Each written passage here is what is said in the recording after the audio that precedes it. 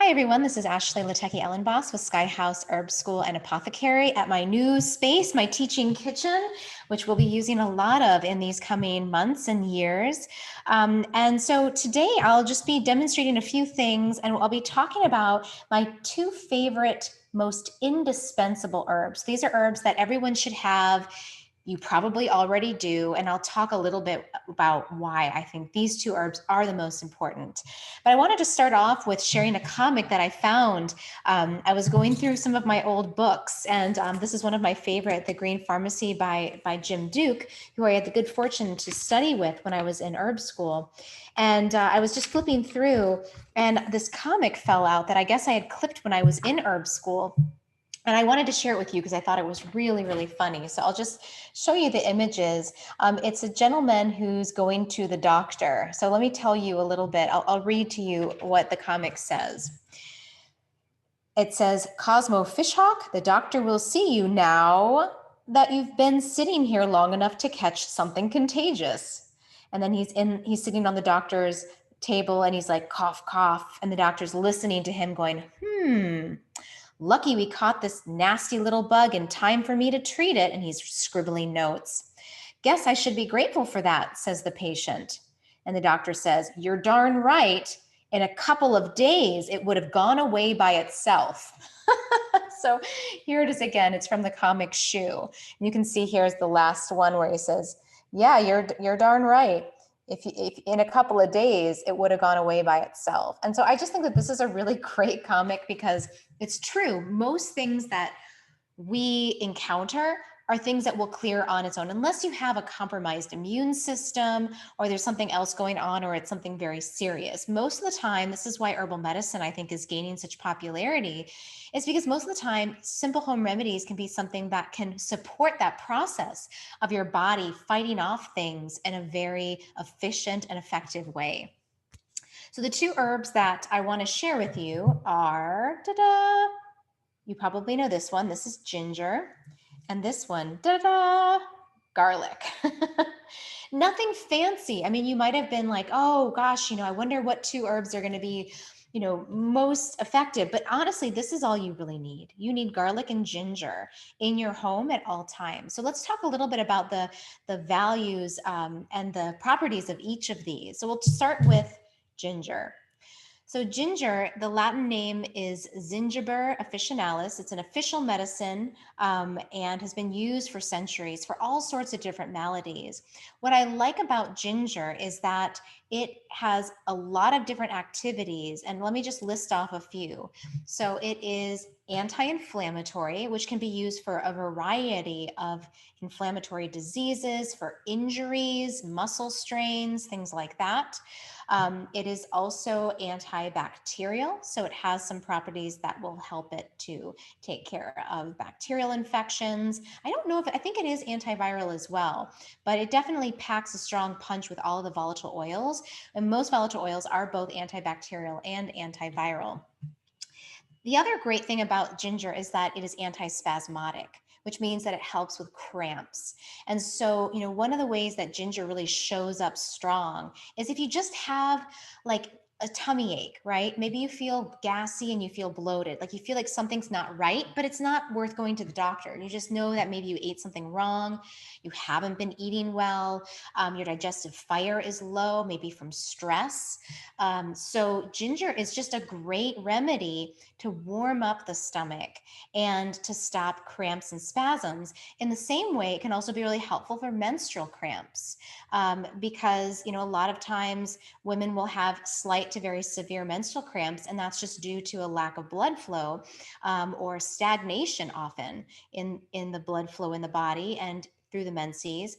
And so ginger is a wonderful remedy for kicking up the heat in the body. It's also a diaphoretic, so it's going to increase the body's core temperature and open up the pores to allow the body to sweat.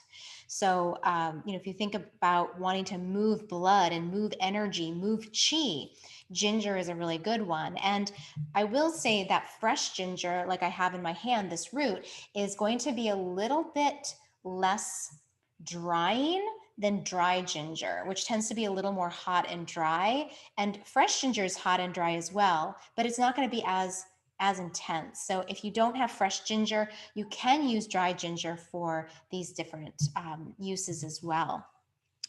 So we talked about the digestive system, nausea, gas, bloating, cramps, all of that, diarrhea, constipation, pretty much anything in the digestive system, you can give ginger and it will be helpful for. I would say the only time where I might not use ginger in really strong high doses is in pregnancy. It can be used for nausea in lower doses and spread out and diluted. But one thing that you just want to be careful of is that it can, because it does heat the body and move blood. In pregnancy, we don't want to do that. We want to make sure that we're letting the body, we're not pushing the body or pushing the blood too hard. So that's like my only point of concern. The other great thing about ginger for the gut is that it has been shown in studies to actually inhibit the growth of H. pylori, which has been shown to cause ulcers and other GI tract issues. Because they thrive in very non-acidic environments. So if we heat up and if we increase the heat, if we take things like apple cider vinegar, which can actually help the hydrochloric production of acid in the stomach, which we need in order to digest foods, that will actually kill off the H. pylori. And they found that ginger, as opposed to the common pharmaceutical that they use to treat H. pylori, that ginger was actually more effective. So that's pretty cool. And then in terms of the antiviral, antibacterial, this would be a great herb to use if you have a cold or if you feel a little under the weather, if you feel a little immune compromised. It would be really good for that. And then it can also be used topically for muscle pain. I wouldn't use it on an open cut because that's going to hurt. The oils are going to burn. But for deep muscle pain or even for cramps, you can make a compress where you basically boil, you can chop up the ginger and boil a few slices in some water, grab a cloth, like, some sort of cloth like this, soak it in that tea and keep it warm, and then just fold that up and you can apply that compress right over the sore muscle, maybe your arm if you got a vaccine recently. But you could also place this warm towel right over your lower abdomen if you were suffering from cramps. So both topical and internal applications. And yeah, I mean, it's also really good for lung stuff. It'll help. It almost looks a little bit like bronchi. Doesn't it kind of look like the lungs right there? So it's also really good for lung afflictions where there's a lot of catarrh and phlegm. So if you're feeling like you're clearing your throat or you've just got a lot of gunk in your chest, then it can help to clear that out and dry it up a little bit. So that can be really helpful too.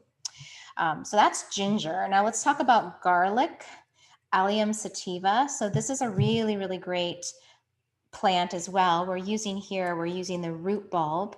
And garlic is also one of the best antiviral, antibacterial, antiseptic, antifungals out there. So anything that's going to require that, again, my favorite go-to for cold season is called the LA Cold Cure. And maybe I will show you how to make that one day. But basically, you just take out, I would say 3 or 4 of these individual cloves from the bulb. And I like to use my garlic press, and I'll just press it out and I'll have toast. So I'll toast some bread. I'll put on olive oil. Then I'll crush and press the garlic, spread that over the olive oil. And then then I do honey. Then I'll do the garlic, and then I'll do a little Tabasco sauce or cayenne pepper. And that does it. That will that'll burn through anything that's in your body. So garlic is just such a great, a lot of people know this. And Simon Mills, one of my teachers, he's a teacher in the UK.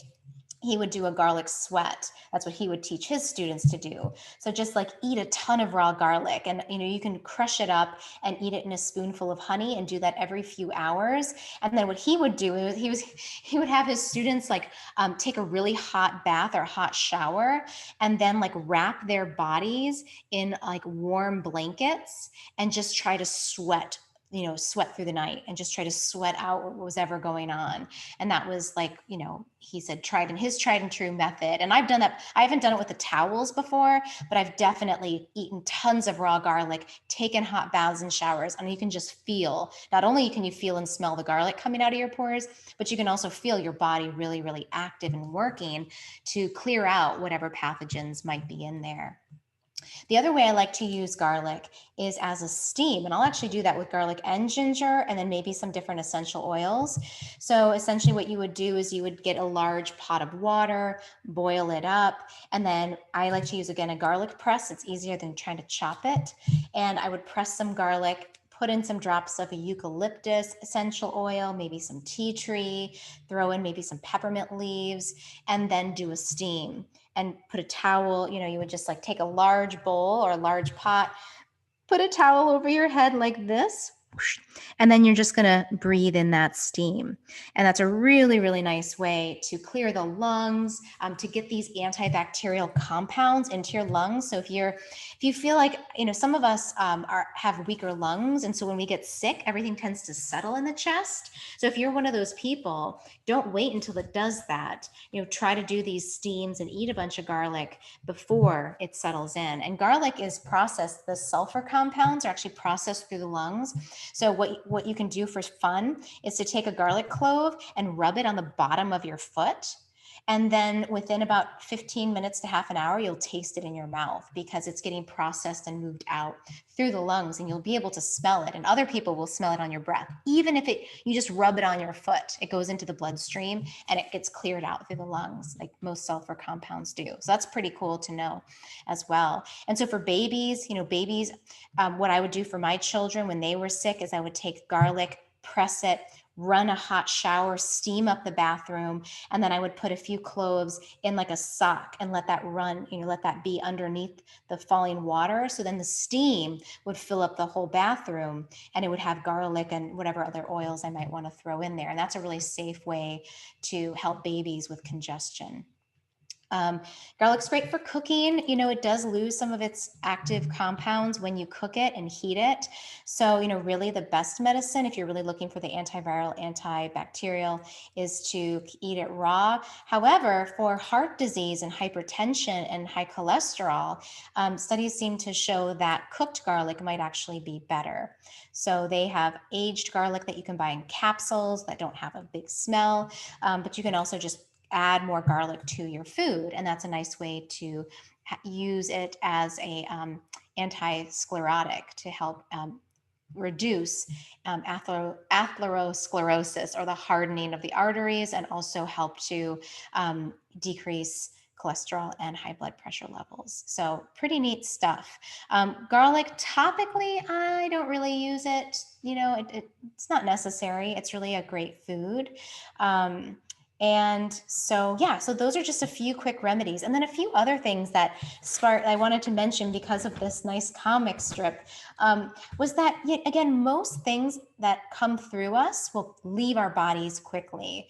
So if you're feeling a little bit under the weather, the best things, like your top 3 things you should do right away actually, you really should do this every day, but especially if you feel like you're going to be getting sick, is get more rest. So studies have shown over and over and again, one of my cousins, he's getting his PhD right now in virology, and he was like, when I called him when COVID first hit, I was like, what should we do? You've studied this virus and how viruses work. He said the number one thing that everyone should do is make sure they're getting enough sleep, because if you're getting enough sleep, that's going to make sure that your immune system is in a really good space to fight off whatever it might be exposed to. So, that's one thing that we can all do, is make sure you're getting adequate rest. For most people, that's around 8 hours a night. Not 8 hours a week, 8 hours a night. And the second thing to do is to increase your water intake. So if you start to feel run down, if you're feeling like, yes, I've caught something, and you're at home from work resting, increase your water. Just drink water, water, water. And a nice thing to do is slice a little bit of ginger and a little bit of lemon together and put that in some water and just sip on that warm throughout the day. Or of course, you can do cool as well. And then the third thing to do is to decrease your food intake.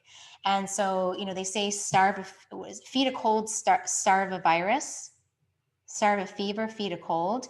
But I think honestly, when you're not feeling well, it's a good time in general just to decrease the amount of food you're eating, and increase the quality of food you're eating. So this would be a really good time to eat lots of berries, organic if possible. This would be a good time to eat soups, to eat things that are really light, because what's going to happen is the energy and blood flow of your body is going to go to your digestive system, and then it's not going to clear out whatever pathogens might be in there. So if you can do a little bit of intermittent fasting, so let's just say maybe you eat a really light breakfast and then don't eat anything for like, 4 to 6 hours, then have a little lunch and then don't eat anything. And sometimes, our bodies will tell us like, I'm not hungry at all. And if that's the case, if you have no appetite when you're sick, listen to that. Drink your fluids, get your electrolytes, especially if you have diarrhea or if you're sweating or if you have a fever. Coconut water, bananas, things like that. Get those electrolytes in, but don't force yourself to eat, because your body really does need that break to be able to support its own healing process.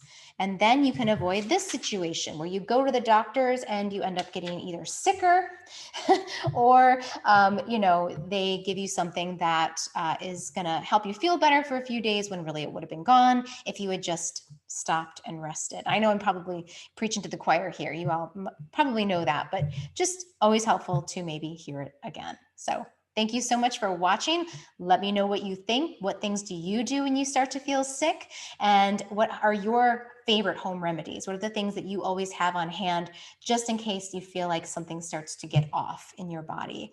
All right. Thanks again. And I will see you all next week.